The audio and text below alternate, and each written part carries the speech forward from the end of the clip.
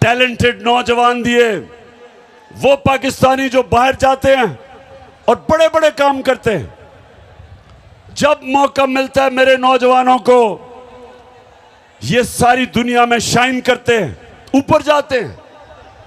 تو جو نوجوانوں میں آپ کو آج بات بتانا چاہتا ہوں، جس کی وجہ سے میں اپنی ساری قوم کے پاس جا رہا ہوں، اپنے نوجوانوں کو جگا رہا ہوں کہ جب تک ایک قوم حقیقی طور پہ آزاد نہیں ہوتی، اس کی پرواز اوپر نہیں جاتی.